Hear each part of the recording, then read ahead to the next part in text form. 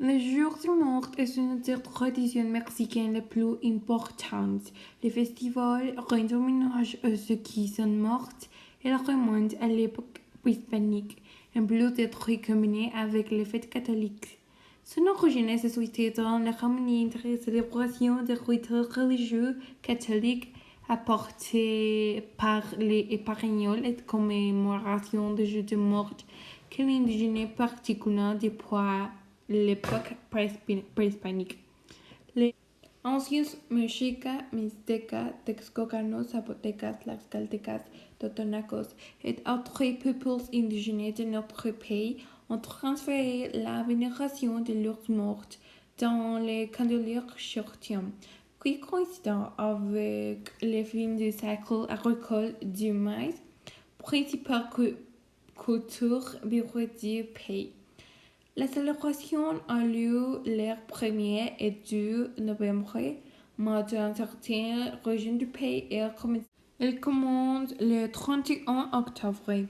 Le 1er et le 12 sont célébrés les personnes qui sont mortes et atteignent le ciel.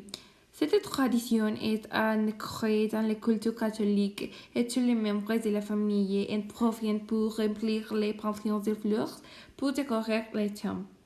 D'une autre côté, le 2 novembre est le jour de mort, quelque chose de très commun dans la culture américaine, où il se concentre sur la mort et sa signification, ainsi que sur le mode de la vie de la personne. À la fin de la célébration, le prendre est dû devant son dégustation. En premier est élégant pâté pour ceux qui n'ont pas accès au paradis.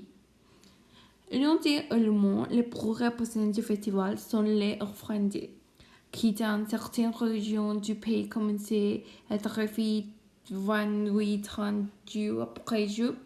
Un élément est ajouté pour les enfants.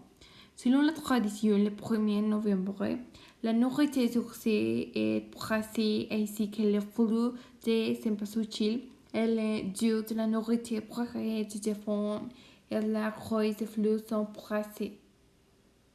Parmi les éléments nécessaires figurent les bougies, les raisins, les sirop de graines en sucre, les pains de muerto, les confettis et les fleurs de sourcil.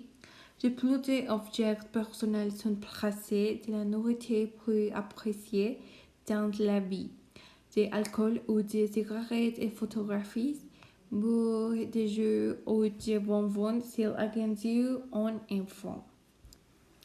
Il est à noter que l'Organisation des Nations Unies pour l'éducation, la science et la culture a déclaré ce festival en 2008 comme patrimoine culturel immatériel de l'humanité, en raison de son impact et de sa signification, car il s'agit d'une expression traditionnelle, contemporaine et vivant à la fois inclusive, représentative et communautaire.